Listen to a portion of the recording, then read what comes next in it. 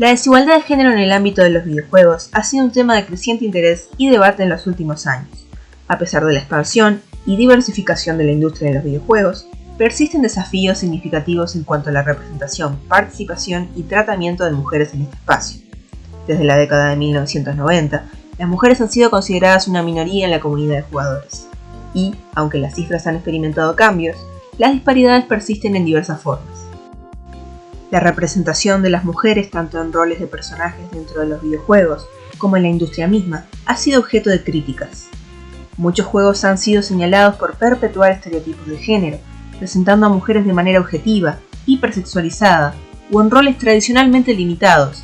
Además, la participación de mujeres en áreas clave como el desarrollo, programación y diseño de videojuegos ha sido históricamente baja, generando una brecha en la diversidad de voces y perspectivas en la creación de contenidos. El fenómeno del acoso sexual en el entorno de los juegos en línea también ha contribuido a la desigualdad de género en los videojuegos. Las mujeres a menudo enfrentan hostilidades, comentarios sexistas y discriminación en los espacios virtuales, lo que puede afectar su experiencia y desincentivar su participación activa. Este panorama ha llevado a un creciente movimiento en la industria y la comunidad de jugadores para abordar la desigualdad de género. Se han implementado iniciativas para promover la inclusión y diversidad y representación equitativa en los videojuegos.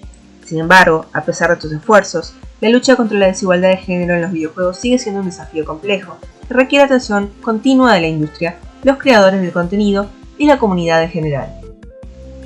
Existen tres aristas principales que se deben abarcar a la hora de analizar la relación que ha tenido la mujer en torno a los videojuegos. Por un lado, hay que conocer cómo han llegado las mujeres a ser desarrolladoras de videojuegos y cómo influye esto en la industria. Por otro, cómo ha evolucionado la representación femenina en cuanto a estereotipos en los videojuegos.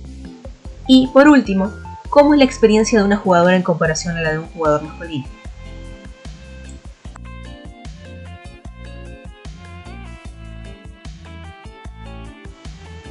Una de las primeras programadoras conocidas es Carol Shaw.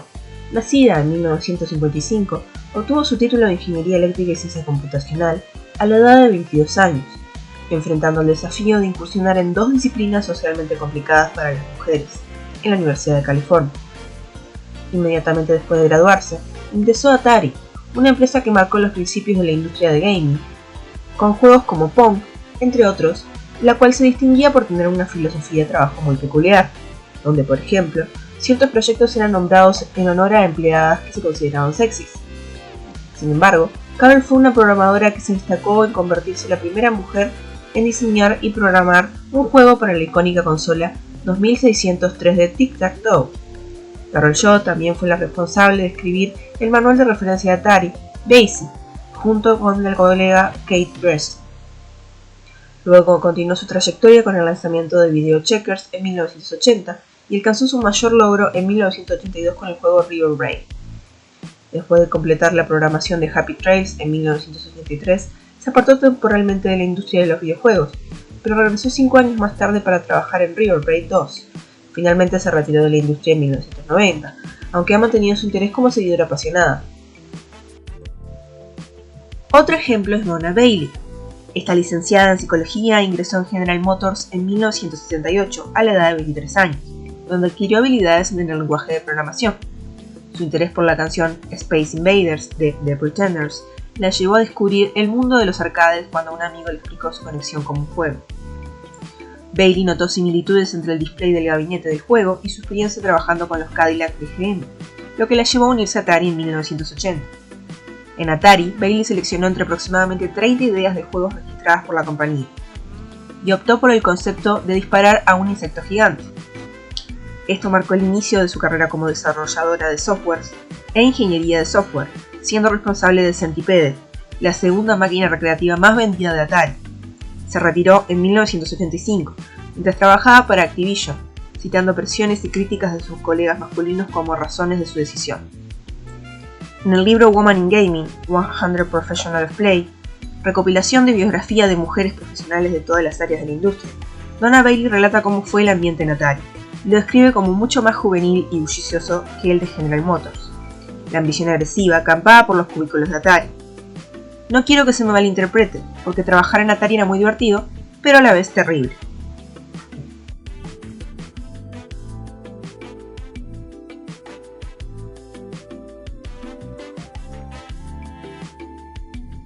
Para empezar, como me parece a mí un montón de estigma, tal vez, ¿no? Como de mitos, de información equivocada que anda por ahí dando vueltas, tal vez. Como que, por un lado, no sé, como que hay mucha gente, digamos, que no sabe que se puede vivir de hacer videojuegos, ¿no? Entonces vos decís, bueno, las niñas que están creciendo, digo, ¿a qué información las estamos exponiendo? Entonces, por un lado es no solo las niñas, sino niñas y niños no saben que hacer videojuegos en Uruguay, en Argentina, hay empresas y que ganan dinero y que podés ganarte la vida trabajando de eso, que podés mantener una familia o pagar impuestos, hacer lo que sea. Claro, sí. Después el otro problema es que, bueno, que todo el mundo piensa que los videojuegos los juegan los varones, entonces necesitas varones para hacer juegos que los varones quieran jugar, y eso como que es un mito que se está trabajando hace un montón, que ya hay un montón de información disponible, que la mitad de ese mercado gigante del que estábamos hablando, que ya no tiene edad, que juegan niños pequeños, que juegan adultos mayores, la mitad son mujeres, en algunos rubros, de hecho en algunos grupos etarios, hasta son más las mujeres que los hombres las que juegan videojuegos. Entonces también está este otro mito, capaz desde el lado de la industria, que dicen, bueno, antes capaz que decían, no necesitamos contratar mujeres, entonces ¿para qué vamos a fomentar que se quieran sumar? ¿No? Entonces estaba por ese doble problema, las pibas que ni sabían que podían dedicarse a esto, y por otro lado las empresas que tampoco las llamaban, nadie las convocaba. Y después por otro lado esto que me parece que se lleva en la peor parte, que tampoco es fácil, ¿no? O sea, durante mucho tiempo fueron rubros de solo hombres, entonces los equipos de jugadores profesionales son en su mayoría, o fueron primeros los equipos profesionales de hombres, los equipos de liderazgo dentro de las empresas son casi todos hombres, entonces recién ahora está habiendo como una conciencia para hacer esos entornos también más amigables para mujeres, porque la verdad es que hay lugares que son un horror. Entonces nos costaba un montón que una mujer llegue a ese rol, y llegaba ahí, duraban 15 minutos porque te querés matar.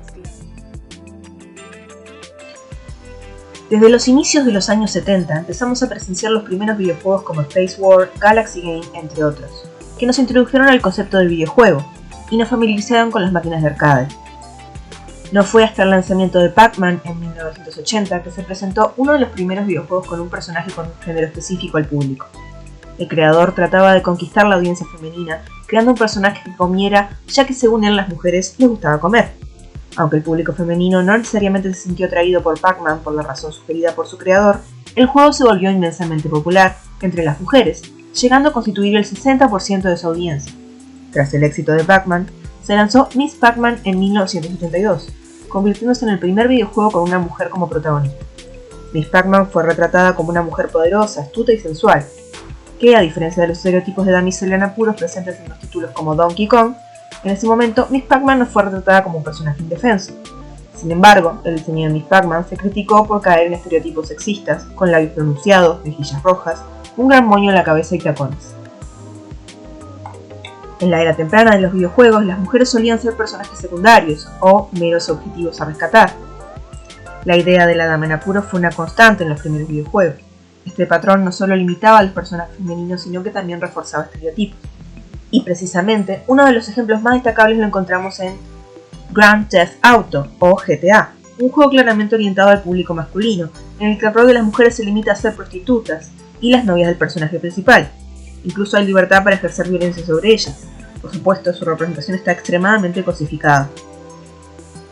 Sin embargo, a medida que avanza en la industria, se hicieron cambios. El paradigma de la dama en apuros comenzó a desvanecerse, dando lugar a personajes femeninos más fuertes y complejos.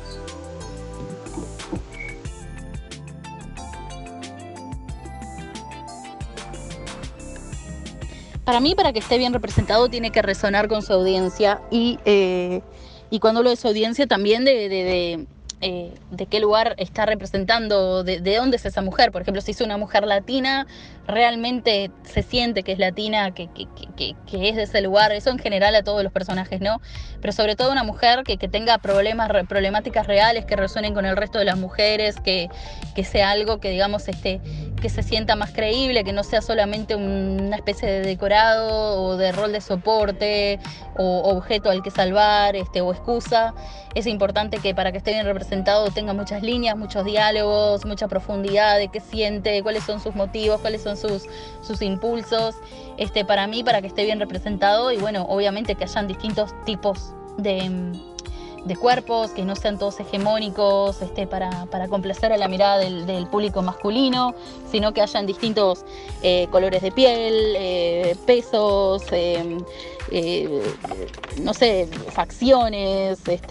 En ese sentido creo que Last of Us hizo un buen trabajo, porque por ejemplo Dina, por ejemplo, es un personaje que ella es judía y tiene una nariz súper prominente y sí, pecas y rulos y un montón de cosas que en general no ves en los personajes femeninos. Eso está súper bueno, ¿no?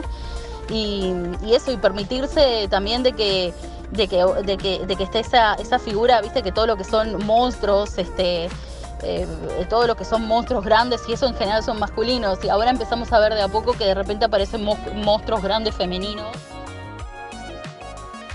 Lamentablemente, al día de hoy existen jugadores profesionales que defienden la idea de que hay pocas mujeres en el medio porque a las mujeres no les gustan los juegos. La realidad es que ya desde 1984 las mujeres participaban en concursos de gaming, siendo Doris Self la mujer que hizo historia al no solo unirse a la competencia de Cougar, sino también por hacerlo a la edad de 58 años. Hoy en día contamos con jugadores profesionales, pero la actualidad aún no evita que en ciertos juegos exista una fuerte discriminación hacia las mujeres. Un gran ejemplo de esto es el video de Woman in Games, Switch Voice, que muestra jugadores masculinos profesionales cambiando su voz a la de una mujer para jugar en Valorant, mostrando cómo jugar siendo mujeres es una fuerte desventaja y hasta desalentador. Los jugadores eran frecuentemente insultados e ignorados hasta el punto de no dejarlos jugar adecuadamente. Esta es la realidad que muchas jugadoras sufren al día de hoy. Hola, hola, hola. 1, 2, 3, Probando. 1, 2, 3, probando. ¿Qué pasa, una mina? ¿Alguien me está escuchando? Entro. Tómatela, flaca.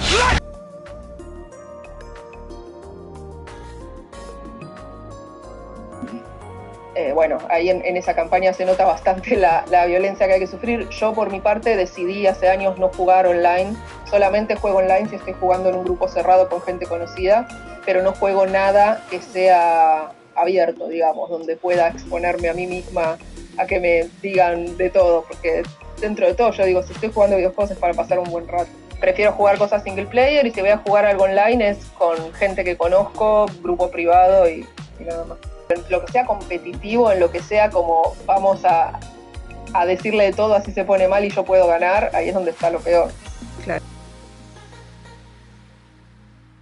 Ya hay una diferencia como en el nivel que una tiene con respecto a los hombres. Obviamente una puede ser muy buena jugando ciertos juegos, o tipo tenés un juego que andas volando y tal, pero creo que es una realidad que en general los hombres jugaron desde mucho antes que nosotras. O sea, como que les inculcó desde muy chicos que era una actividad que podían hacer, y las mujeres no fue tan así. Entonces hay como un cambio de nivel general de que ponele, te juntás a jugar con amigos hombres y ellos lo agarran mucho más rápido, o son como más habilidosos en lo que están jugando. Obviamente hay excepciones, como todo, pero también hay que como que superar ese miedo de ser no, soy horrible comparado con ellos, y que no te importe eso y seguir jugando, y encontrar también un grupo de gente que te ayude a mejorar y que no te puteen, no te hagan sentir inferior solo por cometer errores en un juego, que son juegos, o sea, estás divirtiéndote y ya está. Claro. Sin lugar a duda, la falta de diversidad de género en roles protagónicos y la escasa presencia de mujeres en posiciones creativas dentro de la industria de los videojuegos también contribuyen a la discriminación de género en este ámbito. La inclusión de más voces femeninas en el desarrollo de juegos puede llevar a la creación de personajes más complejos y representativos, así como a narrativas más inclusivas. El aspecto más preocupante termina siendo la cultura tóxica en línea que a menudo rodea los videojuegos. Las mujeres gamers a veces se enfrentan hostigamiento y discriminación en comunidad en línea, lo que puede disuadir a muchas de participar plenamente en la cultura de videojuegos. Es fundamental abogar por un cambio positivo en la industria de los videojuegos, promoviendo la inclusión y la diversidad de género en todos los aspectos, desde el diseño de personajes hasta la cultura en línea. La creación de un ambiente más equitativo en la industria no solo beneficia a las mujeres, sino que también enriquece la experiencia para todos los jugadores al proporcionar narrativas más variadas y representativas.